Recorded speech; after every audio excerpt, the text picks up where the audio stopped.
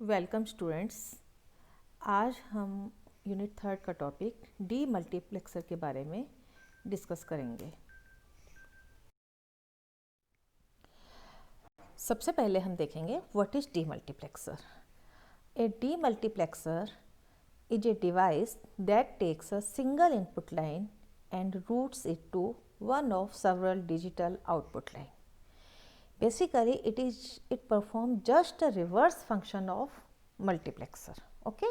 हमने जो इससे पहले के वीडियो ट्यूटोरियल में मल्टीप्लेक्सर पढ़ा था उसमें क्या था, multiplexer works with many inputs with one output. Okay, demultiplexer works with one input with many output, one source with many destinations. Okay, तो क्या है, जैसे सपोज कोई एक प्रोसेसिंग यूनिट है।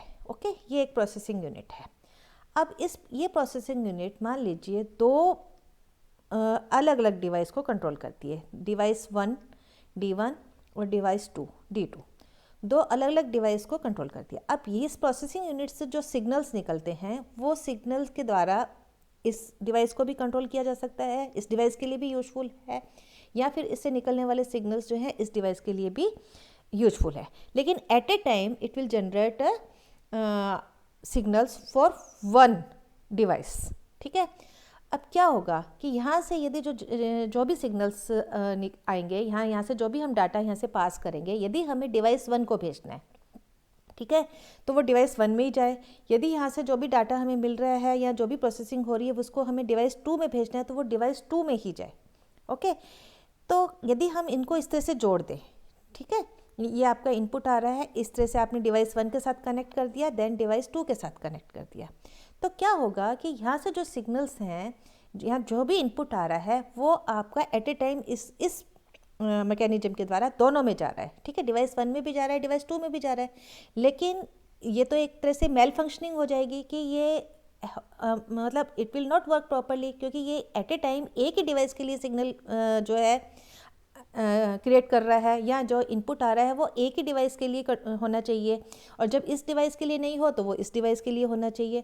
तो कुछ इस तरह से, तो क्या होता है कि इसको कंट्रोल करने के लिए, इसके आउटपुट को कंट्रोल करने के लिए हम जो है डी मल्टीप्लेक्सर यूज करते हैं। डी मल्टीप्लेक्सर के द्वारा हम कुछ ऐसा मैकेनिज्म बनाते हैं कि जब कुछ भी हम कंट्रोल लाइन, इसके अंदर हम कुछ कंट्रोल लाइन्स डाल देते हैं कि जब इस कंट्रोल लाइन की वैल्यू यदि 0 है तो it will work for device 1।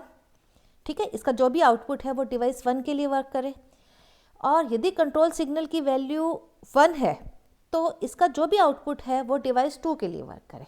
तो ये एक तरह से एग्जाम्पल है आपका डी मल्टीप्लेक्सर का, कि यहाँ से जो भी इनपुट आ रहा है वो या तो डिवाइस 1 में जाए या फिर डिवाइस 2 में जाए।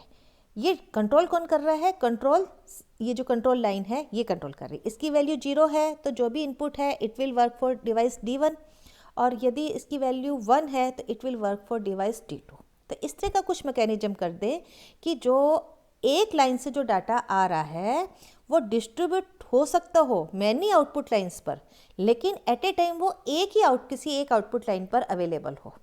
तो डी मल्टीप्लेक्सर के द्वारा ये संभव है, और इसको हम क्या करते हैं कि कंट्रोल करते हैं, वही सेलेक्ट लाइन का ही कॉन्सेप्ट है। जैसे मल्टीप्लेक्सर में क्या था, मल्टीप्लेक्सर जस्ट रिवर्स था कि अलग अलग सोर्सेज से डाटा आ रहा था और उसको हमें एक आउटपुट लाइन पे ट्रांसफ़र करना था।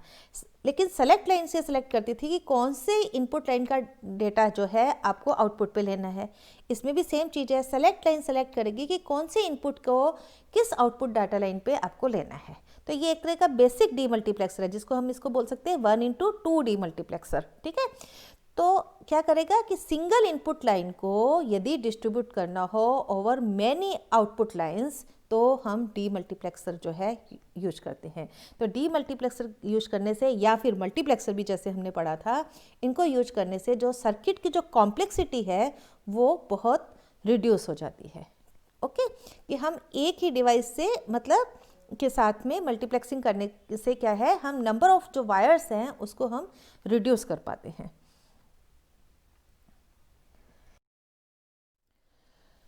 Demultiplexer is a logic circuit which accepts one input and that input to be passed on to the one of the many output lines. one of the many output lines, बहुत सारी output lines हैं y0, y1, y2, yn. तो ये जो single input है ये किसी एक आउटपुट लाइन पे यदि हमें डिस्ट्रीब्यूट करना हो या हमें भेजना हो तो हम क्या है डीमल्टीप्लेक्सर को यूज करते हैं. It is a reverse function of multiplexer. It has only one source with many destinations. The select lines are used to select an output on which the input data will be available. हमें ये data किस output line पे प्राप्त होगा इसको कौन determine करता है, ये सेलेक्ट लाइन्स डिटरमाइन करती हैं. और ये सेम कॉन्सेप्ट है, यदि मतलब n सेलेक्ट लाइन्स हैं तो there can be maximum up to 2n output lines. Okay तो यदि 2 सेलेक्ट लाइन्स हैं तो ये 1/4 डीमल्टीप्लेक्सर डिजाइन होगा. उससे हम 4 आउटपुट लाइन्स को पे डाटा को सिंगल इनपुट लाइन को जो भी इनपुट आ रहा है उसको 4 जो है डेटा आउटपुट लाइन्स पर हम ट्रांसफ़र कर सकते हैं if there are 2 select lines. Demultiplexer is a combinational logic circuit. Okay हमने देखा था जब मैंने आपको ये शुरू किया थे टॉपिक्स यूनिट 3 के, तो बताया था कि 2 प्रकार के लॉजिक सर्किट्स होते हैं. एक तो होता है आपका कॉम्बिनेशनल लॉजिक सर्किट, एक आपका sequential logic circuit. Combinational logic circuit वो होते हैं जिनमें आउटपुट जो है एट प्रेजेंट इनपुट पे डिपेंड करता है. एट दैट टाइम मतलब उस टाइम पे जो इनपुट है उसी के अकॉर्डिंगली आपका आउटपुट निकलता है. सिक्वेंशियल सर्किट में क्या होता है, मेमोरी एलिमेंट होता है. सिक्वेंशियल सर्किट जो है वह सर्किट होते हैं जिनमें आउटपुट प्रेजेंट इनपुट के साथ साथ जो उससे पहले का जो पास्ट इनपुट से जो आउटपुट प्राप्त हुआ था वो भी स्टोर होता है. वो भी जो है past output plus present input मिलाकर जो है नया आउटपुट डिसाइड होता है. तो उसमें एक मेमोरी एलिमेंट होता है सिक्वेंशियल सर्किट में, जिसको हम यूनिट 4 के अंदर पढ़ेंगे. लेकिन ये अभी जो हम इस यूनिट में पढ़ रहे हैं वो सारे आपके जितने भी टॉपिक्स हैं वो सारे कॉम्बिनेशनल लॉजिक सर्किट के हैं. So demultiplexer is also a combination logic circuit with 1 input and more than 1 output. For 2n output lines and selection lines are required. Demultiplexer also known as data distributor, serial to parallel converter या 1 to many circuit. ये एक example लिया है single source. यहाँ से आपका कोई भी आउटपुट निकल रहा है, अब उसको आपको 4 अलग अलग जगहों पे भेजना है, लेकिन एट ए टाइम किसी एक पे भेजना है. या तो स्पीकर से सुन रहे हैं, या आप उसको फैक्स मशीन पे ट्रांसफ़र कर रहे हैं, या आप प्रिंटर पे ले रहे हैं, या आप उस डेटा को स्मार्टफोन पे ट्रांसफ़र करना चाहते हैं. तो मल्टीपल डेस्टिनेशंस पे भेजने के लिए हम यहाँ पर डीमल्टीप्लेक्सर को यूज़ करते हैं. चूँकि ये 4 मल्टीपल डेस्टिनेशन लिए तो हमें इसके लिए हमें 2 सेलेक्ट लाइन्स की आवश्यकता होगी. अब हम देखेंगे 1/4 demultiplexer. 1/4 demultiplexer has 1 input line, 4 output lines with 2 data select lines. Okay तो यदि हम इनपुट लाइन को I से इंडिकेट कर रहे हैं और आउटपुट लाइन को हम इंडिकेट करें y0, y1, y2, y3 से, और डेटा सेलेक्ट लाइन को हम इंडिकेट करें S0 और S1 से, तो इसकी ट्रुथ टेबल इस प्रकार से बनेगी. ये S0, S1 आपका डेटा सेलेक्ट लाइन्स हैं, इनपुट है. तो यदि ये 4 आउटपुट लाइन्स हैं तो यदि I हम इंडिकेट कर रहे हैं इनपुट लाइन को, तो I अवेलेबल होगा जब S1 और S0 की वैल्यू 0 होगी, तो ये y0 लाइन पर अवेलेबल होगा आउटपुट लाइन कौन सी है, y0. इसी तरह से 0, 1 पे जो है तो I जो है अवेलेबल होगा y1 लाइन पर. S1 की वैल्यू 1 है, S0 की 0 है, तो I अवेलेबल होगा, I means input line available होगी y2 आउटपुट लाइन पे. और इन दोनों की वैल्यू 1 है तो I input line will be available on y3. ठीक है, तो इससे हम इसकी बूलियन इक्वेशन कैसे बनाएंगे.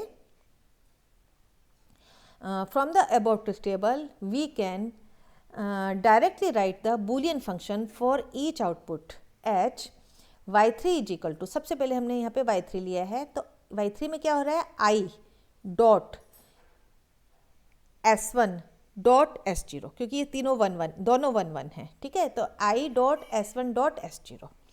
y2 के लिए क्या इक्वेशन बनेगी, I dot S1 dot S0 का बार, क्योंकि ये 0 है तो S0 बार होगा आपका. ठीक है, y1 के लिए क्या होगा, S1 bar S0, I dot S1 bar dot S0. ठीक है, y0 के लिए क्या होगा, I dot S1 bar dot S0 bar. Okay, to implement these Boolean function आपको क्या चाहिए, S1 और S0 के लिए 2 इन्वर्टर चाहिए, ठीक है, 2 तो इन्वर्टर्स रिक्वायर्ड हैं। और आपका देखिए ये एंड गेट है, तो यदि हमें 4 आउटपुट लाइन बनानी है तो टोटल 4 एंड गेट चाहिए, और हर एंड गेट में 3 इनपुट हो रहे हैं, 3 इनपुटेड। एक तो I इनपुट होगा, एक S1 या S0 का कॉम्प्लीमेंट या in normal form, either in normal form और इन कॉम्प्लीमेंट फॉर्म इनपुट होगा। तो 3 इनपुटेड एंड गेट चाहिए, लेकिन टोटल हमें 4 एंड गेट चाहिए। सो ये मतलब हमें बुलियन फंक्शन जो है इसको इम्प्लीमेंट करने के लिए टोटल 2 इन्वर्टर्स और 4 एंड गेट्स की ज़रूरत होगी। ओके, तो इसका लॉजिक सिंबल हम इस तरह से 2 का 1x4 डीमल्टीप्लेक्सर का लॉजिक सिंबल हम इस तरह से बनाते हैं। ये 1x4 डीमल्टीप्लेक्सर का लॉजिक सिंबल है। I इनपुट लाइन है, ये I हमने लिया है, और ये Y0, Y1, Y2, Y3 4 जो हैं, Y0, Y1, Y2, Y3 ये 4 आपकी आउटपुट लाइन्स हैं, और S1, S0 आपका सेलेक्ट लाइन्स हैं, ये डेटा सेलेक्ट लाइन्स है। तो यहाँ से जो डेटा आ रहा है, जो मैंने आपको एग्जांपल बताया था, इसको हम वेरियस आउटपुट लाइन्स पे ट्रांसफ़र करना हो तो हम डीमल्टीप्लेक्सर को यूज़ करते हैं, और ये एक बेसिक जो है 1x4 डीमल्टीप्लेक्सर है। अब आपको इसी तरह से मान लीजिए एग्जाम में आ जाए कि 1x8 डीमल्टीप्लेक्सर डिजाइन करना है, तो सेम लॉजिक सिंबल क्या होगा आपका, Y0 से Y7 तक एक्सटेंड हो जाएगा। टोटल 8 आउटपुट लाइन हो जाएंगी। अब 8 आउटपुट लाइन होंगी तो सेलेक्ट लाइन्स कितनी हो जाएंगी, 3, S0, S1, S2, 3 select lines एक और लगा देंगे, ठीक है, और यहाँ 1x8 लिख देंगे। और इसी तरह से आपकी इक्वेशंस, बुलियन इक्वेशन कितनी बन जाएंगी, 8 बुलियन इक्वेशन बनेगी, और ये ट्रुथ टेबल भी इसी तरह से एक्सटेंड हो जाएगी आपकी। ओके, तो इस तरह से आपको खुद 1x8 भी बनाना आना चाहिए, 1x6 भी बनाना चाहिए, क्योंकि एग्जाम में वो कुछ भी पूछ सकता है, पूछा जा सकता है आपसे 1x4 डीमल्टीप्लेक्सर डिजाइन करें या 1x8 डीमल्टीप्लेक्सर डिजाइन करें, लाइक दिस। तो जो भी आप डेटा मतलब डीमल्टीप्लेक्सर डिजाइन करें उसके हिसाब से उसकी डेटा सेलेक्ट लाइन्स जो हैं आप डिजाइन करेंगे। अब हम इससे इसका लॉजिक सर्किट डिजाइन करते हैं। सर्किट ऑफ 1x4 डीमल्टीप्लेक्सर, जो I होगा वो सब में जाएगा। देखो I सब में जा रहा था, अभी हमने बुलियन इक्वेशन देखा था, I सब में जा रहा था। Y0 में जा रहा था आपका S1 और S0 का कॉम्प्लीमेंट, ठीक है। इसी तरह से Y1 में जाएगा आपका S1 S0 बार, Y2 में जाएगा आपका S1 और बार और S0, और इसमें जाएगा आपका S1 और S0 डायरेक्ट जाएगा, देखो इसके अंदर Y3 के अंदर। तो 4 एंड गेट्स और 2 इन्वर्टर के द्वारा हम 1x4 डीमल्टीप्लेक्सर को डिजाइन कर सकते हैं। तो ये I एट ए टाइम किसी एक एंड गेट पे अवेलेबल रहेगा, किसी एक एंड गेट के आउटपुट पे अवेलेबल रहेगा।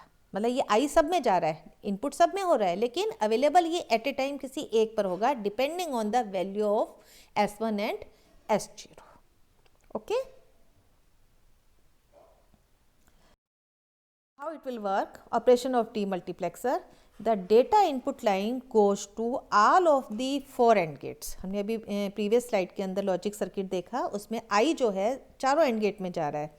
2 data select lines enable only 1 gate at a time, and the data appearing on the data input line will pass through the selected gate to the output line। किसी एक समय पर कोई भी 4 में से एक गेट एक्टिवेट होगा और उस गेट पर आउटपुट जो है हमें प्राप्त हो जाएगा। मतलब इनपुट लाइन जो है उसका जो भी इनपुट लाइन में, यदि इनपुट लाइन में 0 डाला है तो उस आउटपुट पे 0 प्राप्त होगा, यदि इनपुट लाइन में 1 डाला है तो आउटपुट पे 1 प्राप्त होगा, तो उसके अकॉर्डिंगली प्राप्त हो जाएगा।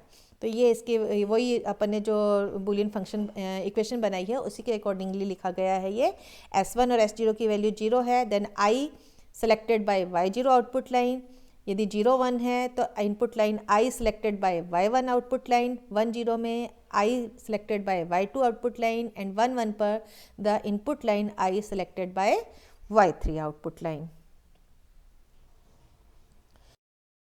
Demultiplexer, just like a multiplexer, it is 1x2 demultiplexer, 1x4 demultiplexer, 1x8 demultiplexer, 1x16 demultiplexer, and then 1x32 demultiplexer। अब जैसे 1x8 demultiplexer डिजाइन करना है तो उसमें एक इनपुट लाइन, 8 आउटपुट लाइन और 3 डेटा सेलेक्ट लाइन होगी।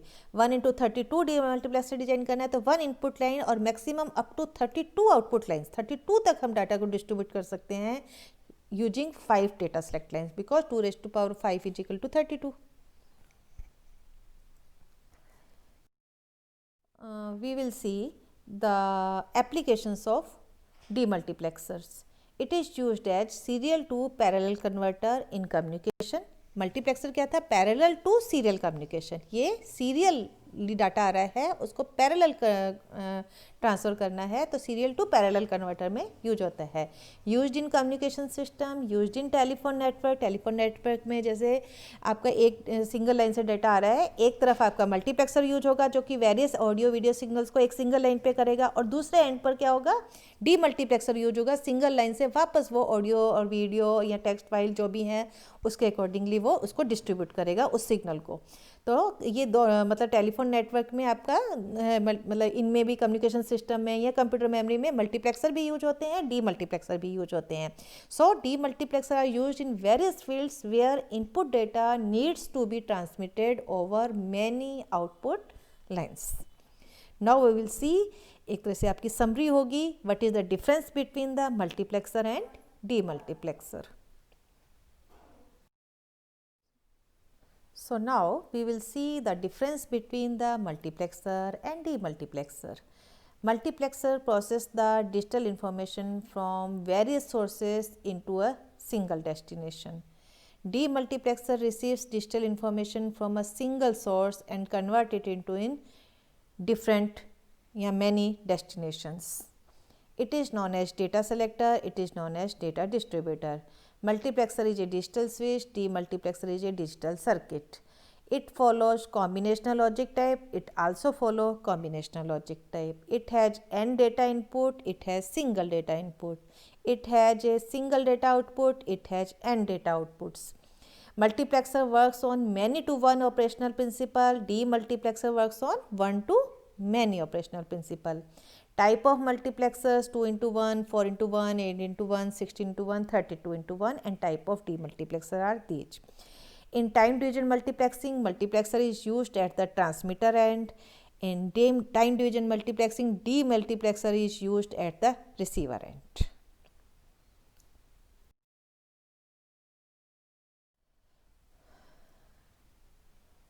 Thanks for watching. Thank you.